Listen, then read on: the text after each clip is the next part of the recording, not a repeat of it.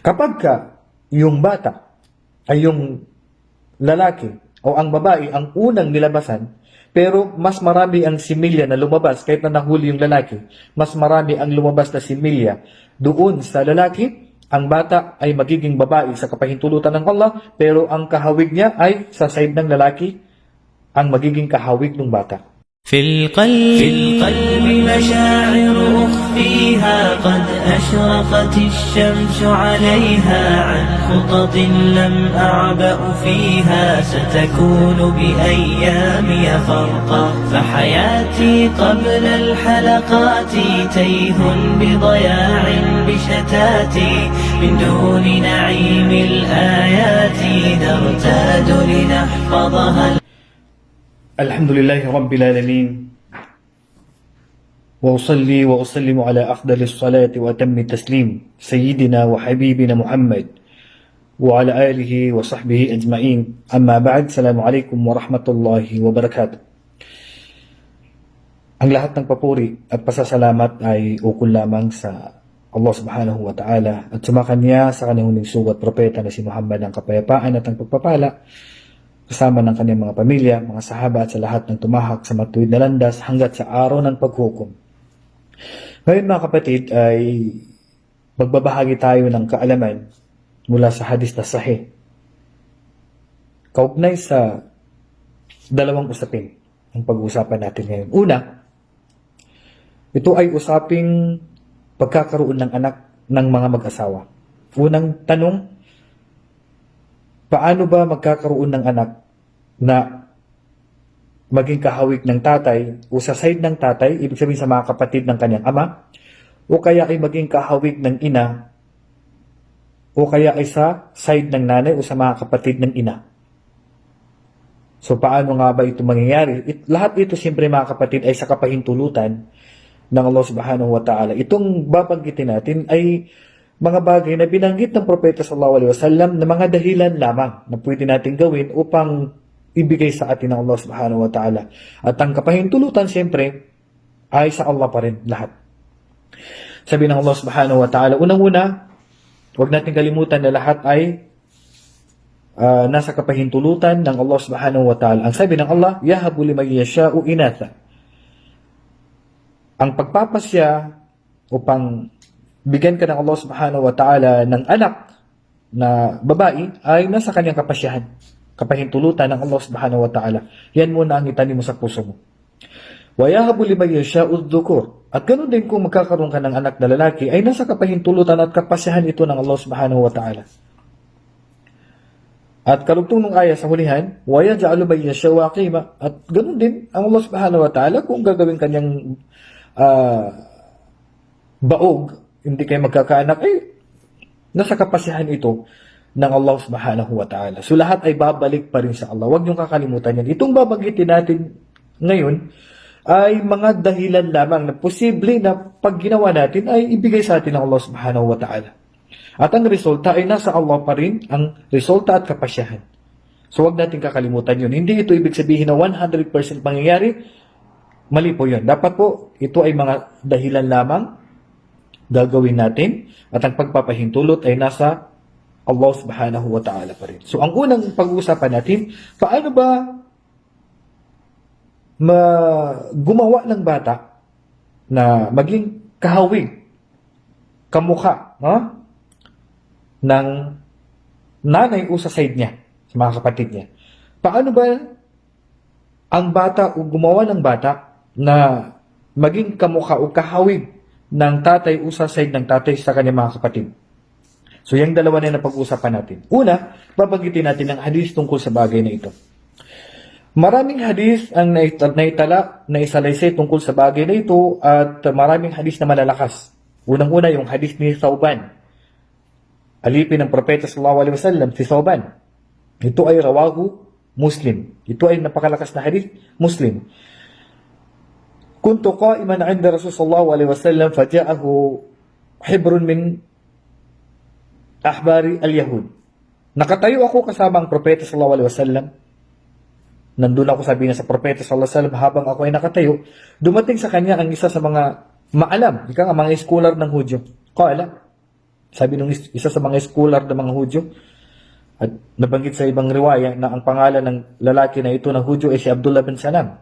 Tinanong niya ang propeta sallallahu alaihi wasallam, "Ja'tu as'aluka 'anil walad."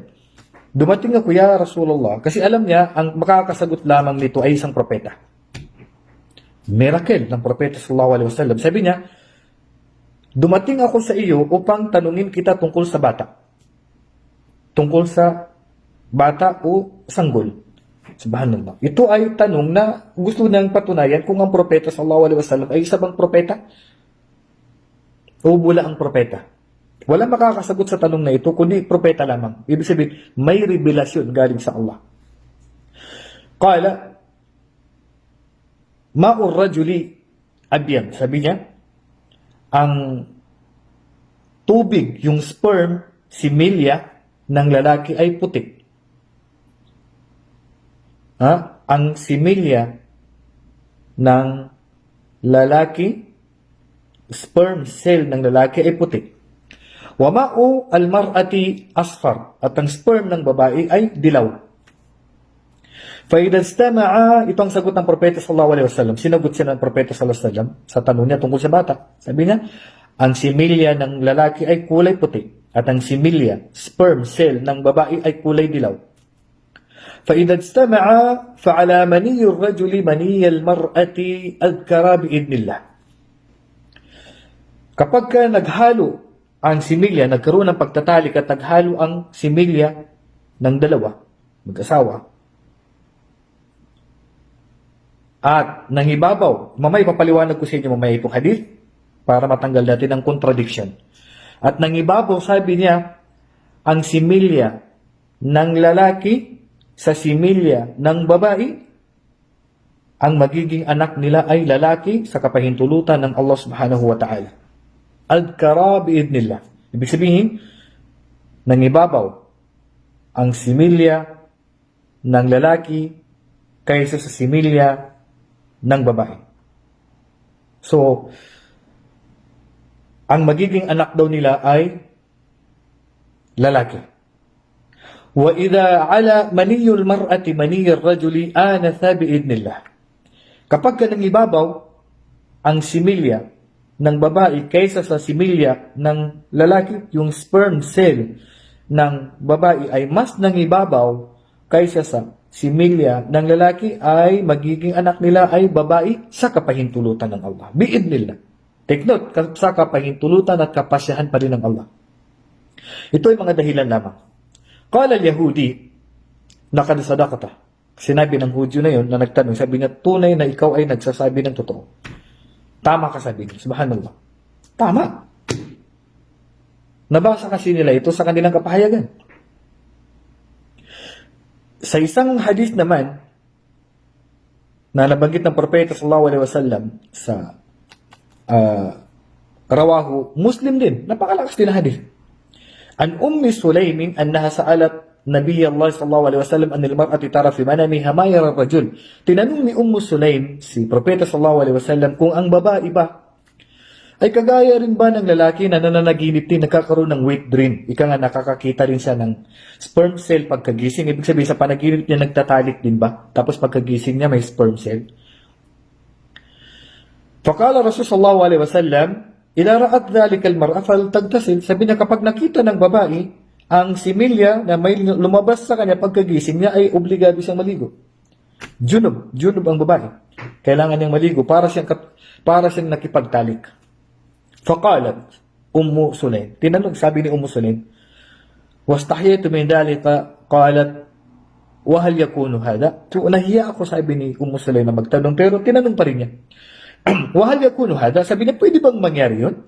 Na yung babae lalabasan pala kahit sa panaginip? Ang sagot sa kanya ng propeta sallallahu alaihi wasallam, na'am. Sabi niya, oo. Famin ayna yakunu syaba? Kung hindi siya lalabasan, so paano magiging kamukha, kahawig nung bata yung nanay?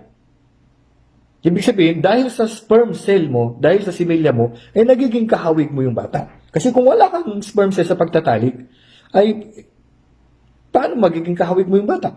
Ibig sabihin, dahil sa similya na lumalabas din sa kababaihan na kagaya namin, doon ang mga dahilan kaya nagiging kahawig mo yung bata.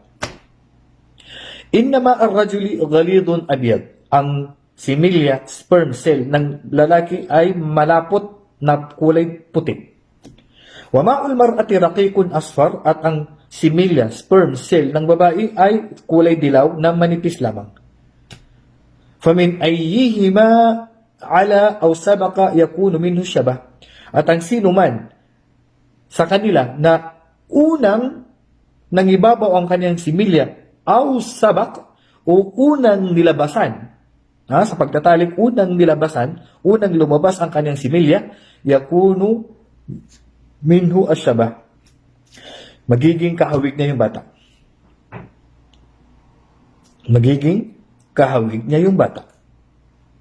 Yun ay sa hadis ni Muslim, rawahu Muslim. So, malakas na hadis. Pangatlong hadis, hadis ni Aisha radhiyallahu anha. Ito naman ang sabi ng Propeta sallallahu alaihi wasallam, "Idza ala ma'uha ma'ar rajuli ashbaha al-waladu akhwalahu." Kapag ka nangibabaw ang similya ng babae kaysa sa similya ng lalaki, ang bata ay magiging kahawig ng mga kapatid ng ina. Sa side ng ina. Ibig sabihin, magiging kahawig ng ina o kaya ay sa mga kapatid ng ina. Wa idha ala ma'ur rajuli ma'aha ashbaha amamahu. Kapag ka nangibabaw ang similya nung lalaki kaysa sa similya nung babae, ay magiging kahawig nung bata ang side ng tatay. Rawahu Muslim. So inshallah mga kapatid, ipapaliwanag ko ito sa inyo. Ano bang tinutukoy natin dito na nangibabaw at nauna na nilabasan? I-detalye natin inshallah mamaya. Ganon din sa hadis ni Bukhari. Lahat ng binabanggit ko sa inyo ngayon ay puro malalakas na hadis. Wala pong daif, wala pong mahina dito sa mga binanggit ko. Si Abdullah bin Salam, tinanong niya ang Propeta sallallahu alaihi wasallam, sabi niya, "Ma balu al-walad yanzi'u ila abihi aw ila ummihi?" Ano sa tingin mo yung bata? Paano siya magiging kahawig ng kanyang ama o kahawig ng kanyang ina? Qala akhbarani bihi Jibril anifa. Sabi niya, binalitaan ako ni Anghel Gabriel kanina. Amal walad, tungkol sa bata, fa idha sabaqa ma'ur rajuli ma'al mar'ati naza'al walad. Kapag ka naunang nilabasan ang lalaki kaysa sa babae, ang bata ay magiging kahawig ng tatay. Wa idha sabaqa ma'ul mar'ati ma'ar rajul naza'atil walad. Kapag ka naunang nilabasan ang babae kaysa sa lalaki, magiging kahawig ng bata ang nanay. Qala, sabi ni Abdullah bin Salam, isang Hudyo, "Ashhadu an la ilaha illallah wa annaka Rasulullah." Rawahu Bukhari. Ako ay sumasaksi na katotohanan na wala ng ibang Diyos na karapat-dapat sambahin maliban sa Allah, at katotohanan niya Muhammad, ikaw ay sugo ng Allah. Ibig sabihin, hindi ka nagkamali sa sagot mo. Ikaw ay tunay na propeta. So ngayon, i-detalye natin paano ba natin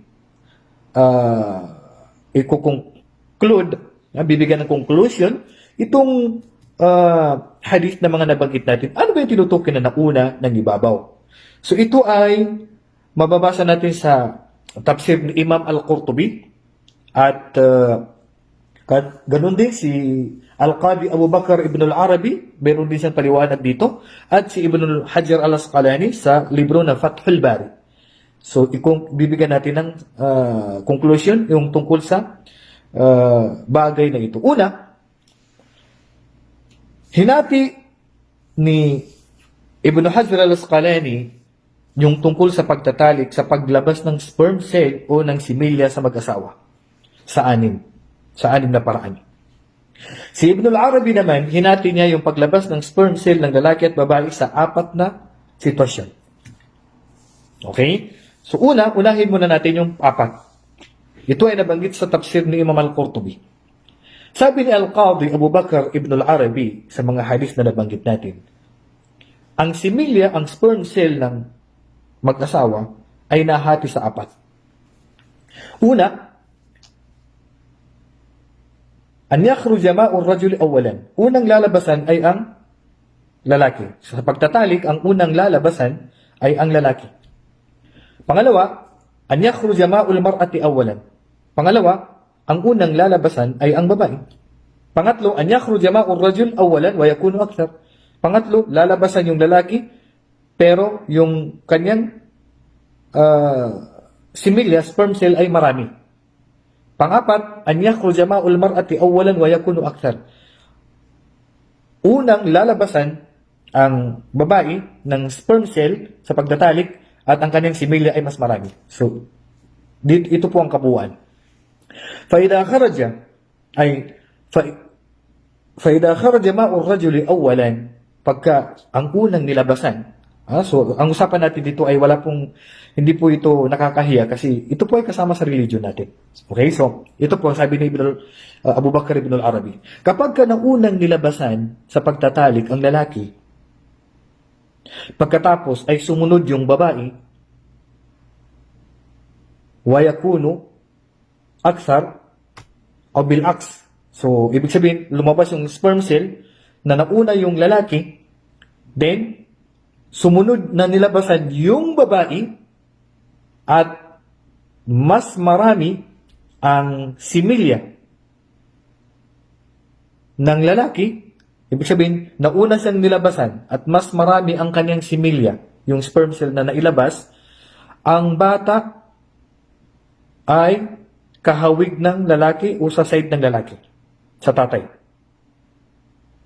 Bihukmi sabak wa ashbaha al-walad a'mamahu bihukmi al-kathra. So, dalawa. Ang bata ay magiging kahawig ng tatay kasi siya ang naunang nilabasan, plus mas marami ang lumabas sa tatay. So, itong tinatalakay natin mga kapatid na dalawa, paano magiging kamukha at paano magiging lalaki yung bata. At paano magiging kamukha nung sa kabilang mag-asawa at kung magiging lalaki o babae ba ang bata. So una, magiging kahawig nung magulang kung sino sa kanila ang unang nilabasan. So sabi dito, فإذا خرج ماء الرجل أولا وكان أكثر جاء الولد ذكرا. Kapag ka naunang nilabasan yung lalaki at marami ang kanyang sperm cell, so kapag sino ang nauna, kung sino ang nauna na nilabasan,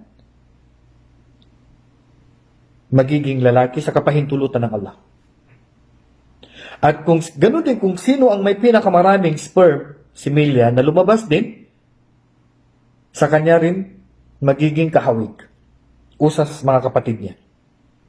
Ulitin ko, ang sino ang unang labasan plus marami pa yung sperm niya na lumabas, lalaki siyempre ang naunang nilabasan tapos mas marami pa yung sperm cell niya, so magiging lalaki yung bata sa kapahintulutan ng Allah at sa kanya pa magiging kahawig yung bata. Kasunod dito. وإذا خرج ماء المرأة أولا وكان أكثر جاء الولد أنثى بحكم السبق وأشبه أخواله بحكم الغلبة. Pagka lumabas, ang unang nilabasan dito ay ang babae na una siyang nilabasan. At mas marami pa ang kanyang sperm cell na lumabas sa kanyang similya, so lahat ay sa kanya lahat. Magiging babae ang bata sa kapahintulutan ng Allah at magiging kahawig ng ina o sa side niya. وإن خرج ماء الرجل أولا لكن لما خرج ماء المرأة بعده كان أكثر كان الولد ذكرا بحكم سبق وأشبه أخواله بحكم غلبة ماء المرأة. Okay. Pero may ganito naman. Kung ang nangyari, naunang nilabasan yung lalaki, pero mas marami ang similya ng babae. Naunang nilabasan ang lalaki, pero mas marami ang lumabas kaysa sa babae. Nahuling nalabasan yung babae, pero mas marami ang kanyang sperm cell. So, ang bata ay magiging lalaki, pero ang kahawig ng bata ay sa ina, kasi mas marami ang lumabas sa kanya, o sa side ng ina.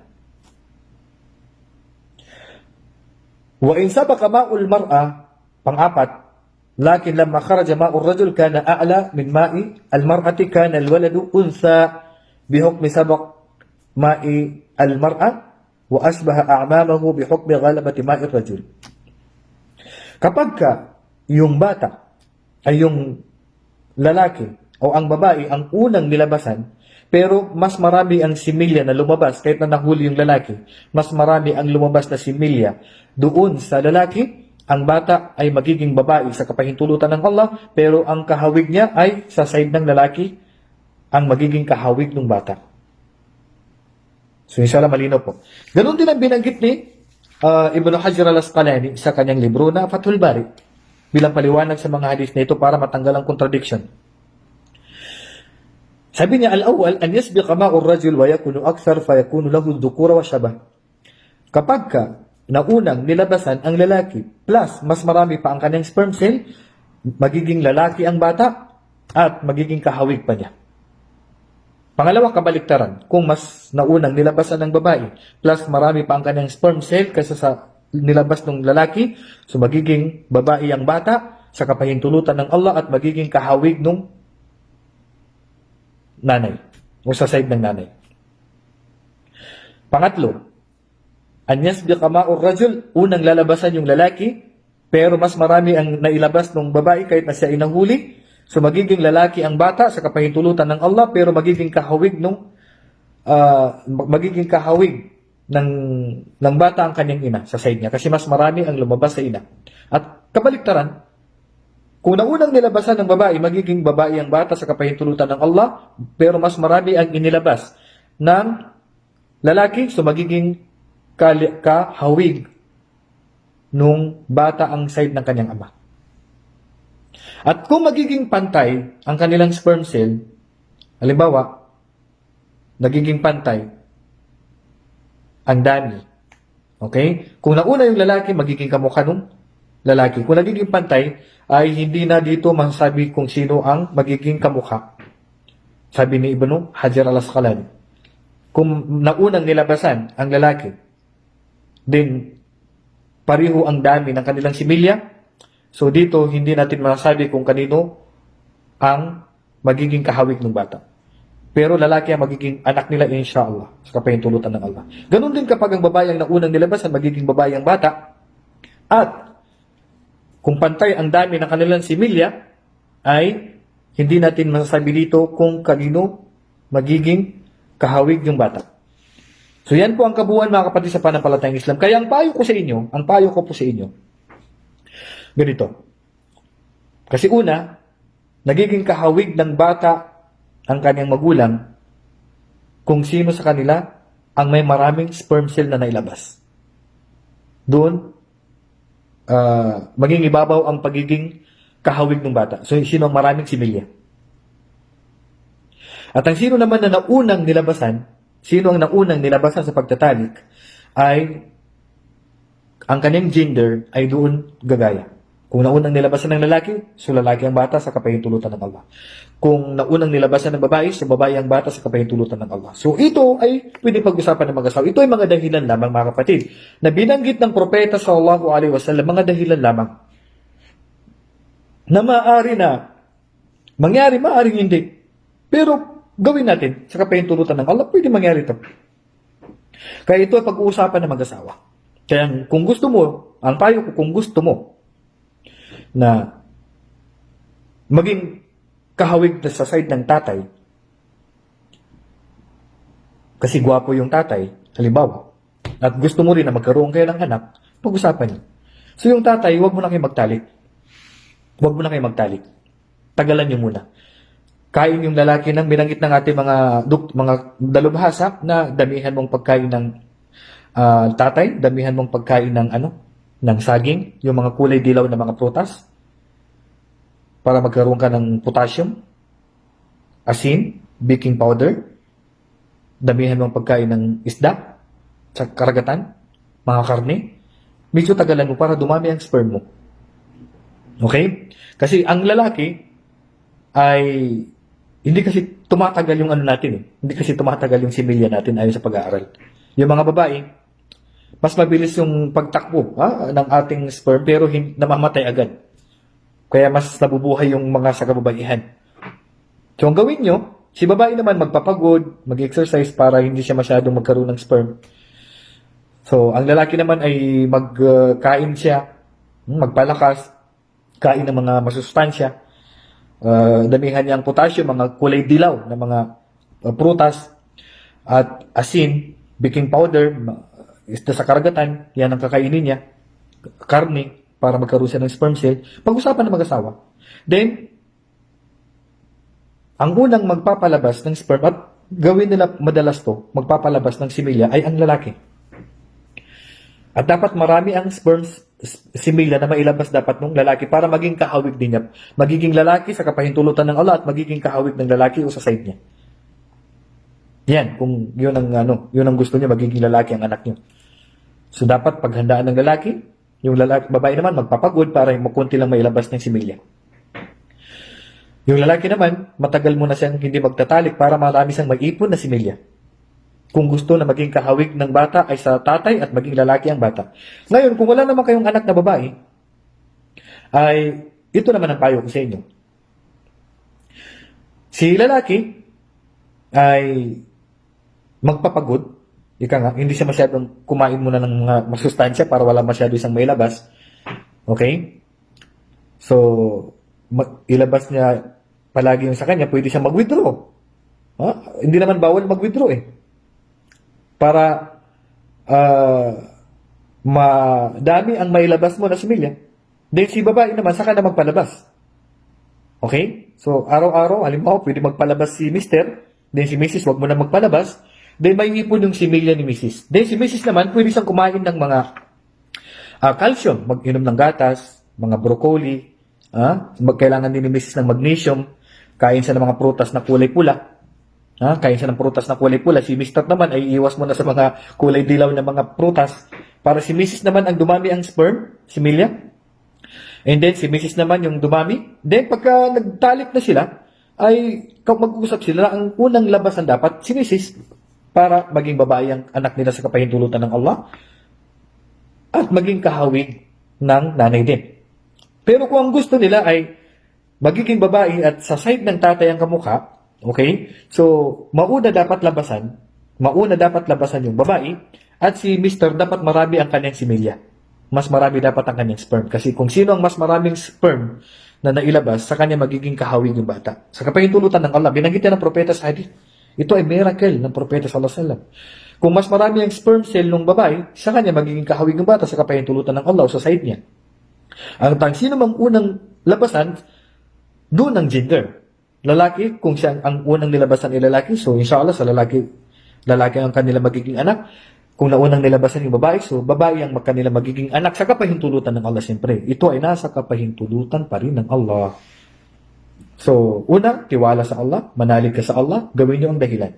So inshallah mga kapatid, napulutan niyo ng aral ang tinalakay ko ngayon. Inshallah, pag-usapan niyo mag-asawa, unawain niyo na mabuti ang tinalakay natin ngayon. At sa kapahintulutan ng Allah, samahan nyo ng dua. Siyempre, kasama ng dua. Huwag nyo kalimutan mag-dua.